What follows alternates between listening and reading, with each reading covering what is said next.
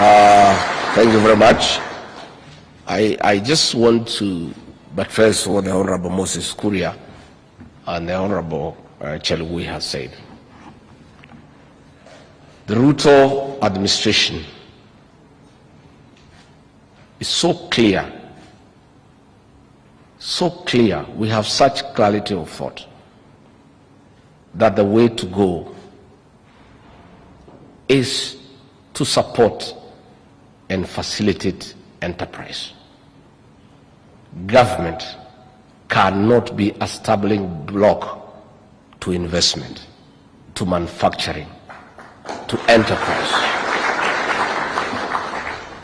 President William Ruto has given a policy direction, and shortly I'll be convening a meeting of all our civil servants at the senior levels to give them in black and white the new policy direction. We must bring to an end bureaucracy and red tape in matters investment and entrepreneurship. Officers of government, the public sector, their role will be to support the private sector to enhance, expedite investments in this country. We want less and less government in people's lives and more services to the people of Kenya. And we'll tell our civil servants they'll have to align very quickly with the new administration. Ours is to give service to the drivers of the economy, including you seated here, the manufacturing sector. Ours is to support you, is to reduce bureaucracy, is to enable you work and create wealth and create employment. And officers of government are not going to stand on your way. We are looking at issues of multiple licenses. You go to an office and you cannot tell the original color of the wall because of the number of licenses hanging on the wall. Isn't that the situation? That must come to an end. And we also must make it easy through the online platform. You don't have to go to the county government of Nairobi, I don't know to which office, to look for a license. These are things that we must do very quickly, and we must collapse all these licensing into one that makes sense. Number two, we have told the Kenya Revenue Authority, and I believe, is there a Deputy Commissioner here from KRA? You are here. Sit down, listen here and listen good. Taxpayers are your dairy cow. Those who have done farming. For a cow to produce milk, you have to be very nice to the cow. You have to give it some hay, give it some dairy meal, milk it with some good oil so that it's feeling good. And the Europeans go even a step further. They play country music to cows to produce milk. We have told KRA to look after taxpayers the way you look after a good dairy cow to continue producing milk. There is no cow that will produce milk when you are pricking it and shouting at it. It will refuse with the milk. We have told KRA to create a friendly tax regime. The issue of closing factories for taxpayers who are suffering is a thing of the past because it is foolish. The issue of tax notices and agency notices, where you close accounts. If you shut down an account for 6 months, somebody cannot do business. Where will you collect tax the following year for the benefit of the country? When you shut down a factory, those employees go home, they lose their jobs. They were paying payee. Where will you get the money from? I've repeatedly given the example of African Distillers factory in Thika, owned by Humphrey Kariuki.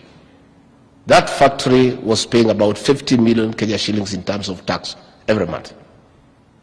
They sent DCI there, policemen, shut it down, arrested Humphrey Kariuki, a very enterprising Kenyan, an honorable man, a man who has toiled through his life, locked him up for 4 days with ordinary criminals, shut down the factory,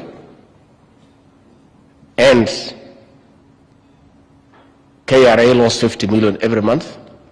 For 3 years, we have lost a whooping 1.8 billion, money that we need for this country.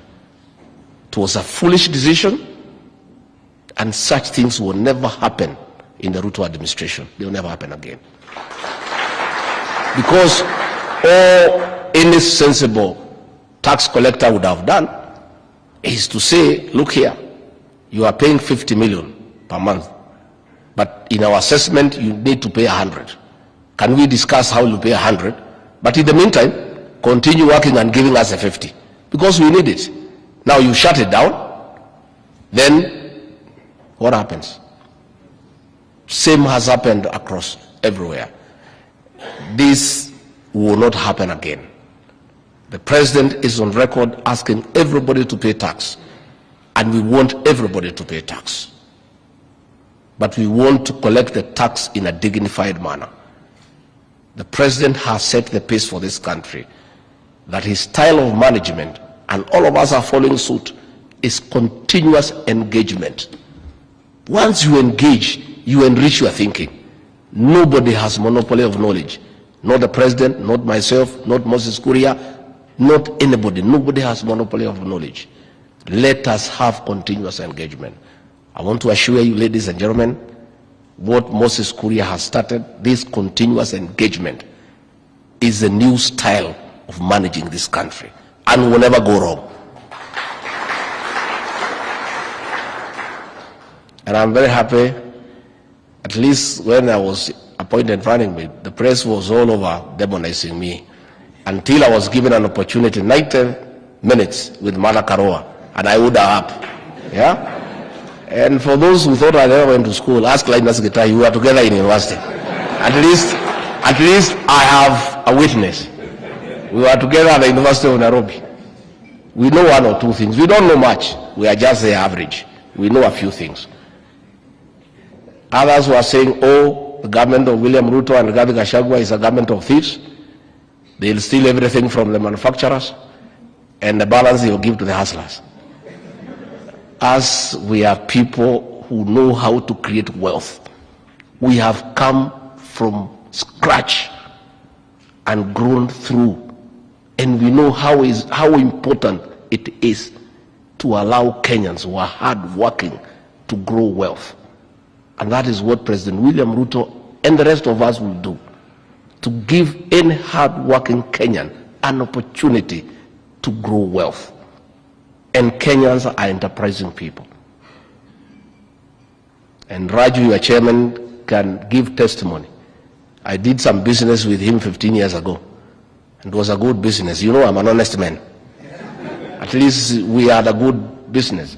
Because, you know, people were just talking. And when Linus Gachagua, you talk about time, that this government is keeping time, it's not us, it's the leader. Let me tell you what happens. The problem of Africa and for this country is one of leadership. Once the leader of the nation sets the pace, everybody else is aligned. So if President William Ruto is keeping time, how will his deputy not keep time? How will Moses Kuria not keep time? The president has led by example, and he has told us that in his administration, if he ever hears anybody under him who kept business people waiting for 30 minutes, that is the end of your job. Because you people are entrepreneurs, you are creators of wealth. If you are here 200 people and I keep you here for 30 minutes, what is the loss to the economy? And I'm just one person. Why would one person keep 200 people waiting? It is the kind of arrogance, the kind of ineptitude, the kind of lack of discretion in the previous administration that has brought this economy to its knees.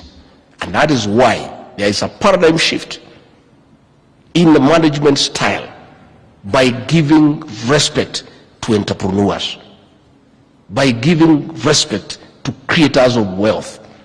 Because the only way to sort out this country is to support and facilitate you guys to create wealth and create employment opportunities for our young people. So for the next 5 years, you are the guys who will keep us waiting. Us will be here on time. Whenever we agree we meet, we'll be there on time. And it has nothing to do with me. It has nothing to do with Moses Kuria. It is our leader, President William Ruto. He has set the pace. He has said the way he wants anybody under him to work. And now us is just to follow. And I can tell you the problems of this country. Let nobody cheat you. That is lack of water. It is corruption. It is poor work ethics. No. The problem of Kenya is one of leadership. Once you get the right guy in office to set the pace and to give a clear outline on how management of this country will be done, 50% of our problems are over. And I want to assure you, in another 6 months, this economy will start picking. In another 6 months, you people will be happy that officers of government will be your supporters and facilitators. You will be happy to work with the government. You will be very happy to work with the government.